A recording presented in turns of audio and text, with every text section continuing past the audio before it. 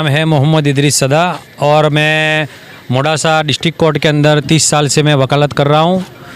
और जो मौलाना अजहर मुफ्ती साहब सलमान साहब हैं, उनके ऊपर गुजरात के अंदर 3 केस दर्ज हुए थे। इसमें एक बचाव के अंदर ज़मानत हो चुकी थी और उसके बाद सामख्यारी जूनागढ़ के अंदर भी ज़मानत हो चुकी थी और मोडासा कोर्ट के अंदर एट्रोसिटीज़ और हेट स्पीच की थी, उसके अंदर भी आज ज़मानत हुई थी। इसमें सेशंस कोर्ट ने ज़मानत दी थी। हमने मोडासा कोर्ट के अंदर ज़मानत पेश की। उसके बाद जो रिलीज़ ऑर्डर लेके मोडासा से हम यहाँ सेंट्रल जेल अहमदाबाद में आए हुए थे और सेंट्रल जेल अहमदाबाद में हमने ये ज़मानत का जो रिलीज़ ऑर्डर था वो हमने पेश किया। और रिलीज ऑर्डर पेश करने के बाद हमको पता चला कि जूनागढ़ डिस्ट्रिक्ट कलेक्टर ने उनको पासा लगाई है और पासा का प्रोसीडिंग किया है और पासा की जो चार्जशीट थी वो आज मौलाना मुफ्ती साहब को दी गई है। और अब पासा हुई है तो अब जो लीगल रेमेडी है उसका हम उपयोग करेंगे और जो भी है honourable high court, Gujarat high court में या पासा बोर्ड के अंदर हम कार्यवाही करेंगे। अब मामला ये है कि गुजरात के अंदर जो मौलाना ने जो धार्मिक उल्मा है, मुस्लिम के उल्मा है और जगह जगह मुस्लिम या कोई भी बदी होती है उसके अंदर बदी दूर करने के लिए वो स्पीच देते हैं। उसके अंदर कोई ज़्यादा ऐसी कोई हीट स्पीच नहीं थी। उसके बावजूद भी सरकार की तरफ से ये सब इनके ऊपर अलग अलग जगह पे 3 मुकदमे हुए हैं। उसके अंदर तीनों के अंदर बेल हो चुकी थी, मगर ये अब आज पासा के अंदर प्रोसीडिंग किया गया है। ऐसी बात है। अब जो भी है रेमेडी हम करने वाले हैं जो भी। सर, इसके अंदर ऐसे कई जो है लोग हैं जो हेड स्पीच देते रहते हैं आम तौर पे, उन लोगों पे अब तक इस तरह की कोई कार्यवाही हुई नहीं। उसको कैसे देख रहे हैं अब इस केस को? देखिए, हम इस तरह देख रहे हैं कि जब भी चुनाव जो आता है तो कोई न कोई जो बयानबाजी होती रहती है, मगर बहुत सारे मामले ऐसे हैं कि बहुत लोग एक कौम के खिलाफ दूसरे कौम के लोग भी बोलते हैं, मगर इसके अंदर ऐसे कोई मुकदमा होते नहीं है। और ये मामला जो हुआ है उसके अंदर बार बार इनको जेल के अंदर डालने के लिए जो कार्यवाही होती है वो एक हमको भी खुद एक आश्चर्य हुआ है।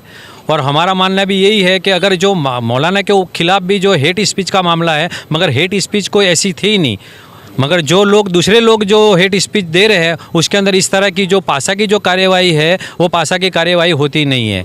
तो मगर हमारा मानना भी ऐसा है कि अगर मौलाना के खिलाफ जो हेट स्पीच का मामला होता है तो बहुत सारे लोग भी बयानबाजी कर रहे हैं, उनके खिलाफ कोई पासा की एक प्रोसीडिंग नहीं होती, तो उनके खिलाफ भी सख्त कार्यवाही पासा की प्रोसीडिंग होनी चाहिए। तो एक दूसरे के अंदर समाज के अंदर एकता बनी रहे। मगर दूसरे मामले के अंदर हेट स्पीच के मामले के अंदर पासा की कोई कार्यवाही होती नहीं है और इसके अंदर जो पासा की कार्यवाही हुई है तो हमको भी बहुत अफसोस हुआ है। अब जो भी कुछ करना है हम लीगली कार्यवाही करेंगे। सर, ये जो पासा तय हुई, थोड़ा सा हमारे दर्शकों को ये समझा दें कि अब आने वाली प्रोसेस क्या रहेगी, पासा क्या होता है, कितने समय भी इनको अंदर रहना पड़ेगा, रमज़ान और ईद आ रहे हैं आगे। तो देखिए, ये पासा की जो कार्यवाही है उसके अंदर जो उनको रजूआत करनी पड़ेगी वो पहले पासा के बोर्ड के अंदर भी करेंगे या पासा के बोर्ड के बाद अगर जो कार्यवाही है ऑनरेबल गुजरात हाई कोर्ट के अंदर करेंगे। हाँ, थोड़ी प्रोसीजर लंबी है, मगर जो कार्यवाही करनी पड़ेगी हम करने वाले हैं। हाँ, तो सर, ये मुमकिन है कि रमज़ान के पहले ये मामला उनको बाहर ला दिया जाए या फिर रमज़ान के बीच के दिनों में उनको जो है बेल मिल सकता है? पासा का अगर बोर्ड बैठता है तो इसके अंदर जो भी रजूआत करनी पड़ेगी वो हम करेंगे। मगर अब बोर्ड कितने दिन में बैठता है, नहीं तो फिर सीधे डायरेक्ट हाई कोर्ट के अंदर भी हम पिटीशन फाइल कर सकते हैं। मगर उसके अंदर अब थोड़े हमें लगता है कि पासा की वजह से थोड़ा तो 20-25 दिन तो ईजीली निकल जाएंगे। सर, आप एडवोकेट हो, एज अ लॉयर आप इस केस को कैसे देख रहे हो कि इस मामले में हेट स्पीच के 3 केस बनाए गए और आज पासा के तहत? एज ए लॉयर यहाँ मैं जो कायदा के जो जानकार के तौर पर ये कहूँगा कि जो सोशल मीडिया है उसके लिए सख्ती होनी ही चाहिए। अगर कोई भी बंदा कोई भी कौम के अगेंस्ट में, कोई बंदे के अगेंस्ट में या किसी व्यक्ति विशेष के अगेंस्ट में या किसी व्यक्ति के विशेष में अगर गलत बोलता है तो उसको 100% उसके अगेंस्ट में एक्शन होना ही चाहिए। हम ये मानते हैं कि मौलाना के सामने 3 FIR हुई है और जो भी FIR हुई जेल में रहे, बेल मिला है और जो भी यातनाएं उन्होंने मिलनी चाहिए वो मिली। अभी तीनों केस में बेल होने के बाद सिर्फ़ और सिर्फ सोशल मीडिया को लेकर के उनको पासा भी हुई है। हम क्रिटिसाइज़ नहीं कर रहे, कंटेम नहीं कर रहे सरकार के कोई ऑर्डर को। ठीक है, जो भी हुआ अभी मौलाना उसमें अंडर गोइंग है कि भाई जो भी रेमेडी मिलेगी वो भी करें। लेकिन मेरा एज ए लॉयर यहाँ कानून के जानकार के तौर पर यह कहना है कि सरकार को एक विजिलेंट टीम बनानी चाहिए सोशल मीडिया को लेकर के। जो भी लोग हैं किसी भी कौम के खिलाफ, किसी बंदे के खिलाफ, कोई व्यक्ति या व्यक्ति विशेष के खिलाफ जो भी डेफेम यानी जो नहीं बोलना चाहिए, ऐसी अगर कोई बात बोलता है जिससे किसी धर्म का अपमान होता है, किसी व्यक्ति का अपमान होता है या किसी की बदनक्सी होती है, तो ऐसे सारे लोगों के लिए इतना ही सख्त कानून होना चाहिए। जो अभी मौलाना के साथ हुआ है वो सारे लोगों के सामने ये होना चाहिए, चाहे मौलाना हो या कोई भी। चलो मेरा व्यक्ति की जैसा मानना है कि सब लोगों को इस तरह से FIR रजिस्टर करके पासा में डालना चाहिए, ताकि ये जो लोगों को ये बरगलाने की बात है ये कम हो जाएगी। तो ये एक तरह से चलो हम उसको सराहना भी कर रहे हैं कि भाई जो हुआ, लेकिन दूसरे लोग को ये नसीहत भी होनी चाहिए और उनके लिए भी एक एक्शन प्लान होना चाहिए कि भाई अब जो भी बोलेगा उसको हम नहीं छोड़ेंगे, ये सरकार को दिखाना पड़ेगा और सरकार जो लोग बोल रहे हैं उसके अगेंस्ट में भी यही एक्शन ले, पासा में डालें या FIR करे, ताकि ये बदी दूर हो जाए, न्यूसेंस दूर हो जाए। सर, आपकी जो एडवोकेट टीम है ये सरकार से अपील करेगी आने वाले दिनों में एक रमज़ान पवित्र त्यौहार होता है, साल में एक बार आता है, और मुफ्ती साहब जो है कौम के उलमा है, तो उनको थोड़ी रियायत मिले और जल्द से जल्द उनको जामीन मिल जाए। हम लोग हाई कोर्ट में मतलब मौलाना साहब के लिए जाने वाले हैं, और रमज़ान महीना आता तो वैसे भी पवित्र महीना है, तो सरकार तरफ से जेल में भी इसका एक आयोजन होता है कि जो लोग भी रोज़ा रखते हैं उनके लिए स्पेशल उनकी सुविधाएं होती है, तो वो भी मिलो और हम दुआ कर सकते हैं, मतलब यहाँ एक्शन भी मतलब करेंगे, भागदौड़ कर रहे हैं कि उनकी रमज़ान से पहले बेल हो जाए। थोड़ा सा नामुमकिन है लेकिन इम्पॉसिबल नहीं है, हो जाएगा। क्या कहोगे आज मुफ्ती साहब के जो पासा तहत उनको दूसरी जगह यहाँ से ट्रांसफ़र किया गया है, कैसे देख रहे हो आप समर्थक के तौर पे? समर्थक के तौर पे हम देख रहे हैं कि पहले भी कई मरतबा मैंने मीडिया द्वारा TV डिबेटों में भी अपनी बात रखी कि एक तरफा कानून यहाँ पर सिर्फ मुसलमानों पर ही लागू होता है। सूरज चौहान आज उसके ऊपर पूरे देश में 1800 से ज़्यादा FIR है, लेकिन एक लोकल पुलिस भी उसको नहीं पकड़ती।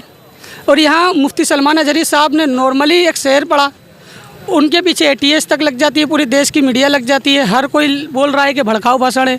और आज हम एक खुशी बना रहे थे कि मोडासा कोर्ट से उनको ज़मानत मिल गई और आज वो रिहा होने वाले थे, लेकिन अफसोस कि उनको बड़ौदा जेल के अंदर पासा भर दी गई। अब मुफ्ती साहब ने जो हमको फरमाया, हम फॉलोअर्स थे कि देश हमारा है, इसमें अमन शांति बनाए रखनी है, तो हमने लोगों से यही अपील करी कि अमन शांति बनाए रखें और इंशाल्लाह हमें अल्लाह ताला पर भरोसा है, जो फैसला आएगा आगे भी बेहतर आएगा। लेकिन कहना है यही चाहते हैं कि जब संविधान बना और इस मुल्क के अंदर तमाम धर्मों को एक सर का कानून और अधिकार दिया गया, तो ये एक कम्युनिटी को टारगेट क्यों किया जा रहा है? इस पर रोक लगनी चाहिए। सूरज चौहान है, नुपुर शर्मा है, काजल हिंदुस्तानी गुजरात में ही आती है और गुजरात के अंदर उसने भड़काऊ भाषण दी और अभी भी लगातार उसके भड़काऊ भाषण चालू है, उसको तुरंत जमानत मिल जाती है। तो ऐसा तो कैसा देश का कानून है कि मुसलमानों के लिए सख्ती है और अगर कोई गैर बोले तो जल्द जमानत? तो इसमें कुछ बदलाव होना चाहिए और इंशाल्लाह हम भी आगे लब्बैक यूथ फोर्स आतंकवाद और भ्रष्टाचार विरोधी संगठन की ओर से बहुत जल्द हम एक मांग करने वाले हैं कि 153, 192 की जो कलम है, जो संविधान ने अधिकार दिया कि हेड स्पीच पर सख्त कानून बनना चाहिए, तो ये हेड स्पीच पर कानून तो है लेकिन सिर्फ मुसलमानों के लिए है। तो इस पर हम बहुत जल्द पूरे मुल्क में एक मुहिम चलाने वाले, इसको और सख्त करके जो भी मुसलमानों के खिलाफ, खासकर मुसलमान इस देश में अमन सुकून से रहता है और एक तरीके का जिहादी कहा जाता है। अभी सूरज चौहान लगातार मौलाना को जिहादी कह रहा है, तो जिहाद क्या है इसका गलत मतलब लेकर वो निकाल रहा है। तो अगर जिहाद का फतवा अल्लामा फजल खैराबादी ने ना दिया होता तो आज मुल्क हिंदुस्तान आज़ाद ना हुआ होता। पहले जिहाद क्या है ये तो समझो। आज इस मुल्क के हिंदुस्तान में 1857 की गदर के बाद उलमाए अहले सुन्नत, जो मुफ्ती सलमान अजहरी जैसे उलमा उस दौर में थे, उन्होंने इस मुल्क के लिए कुर्बानियाँ दी, तो ये मुल्क आज़ाद हुआ। अगर हम जिहादी लोग, अगर हमको जिहादी कह रहे, तो हम जिहादी लोग अगर हिंदुस्तान में ना आते और हमारे उलमा ने जिहाद का फतवा ना दिया होता तो ये मुल्क भी आज़ाद अंग्रेज़ों से ना होता।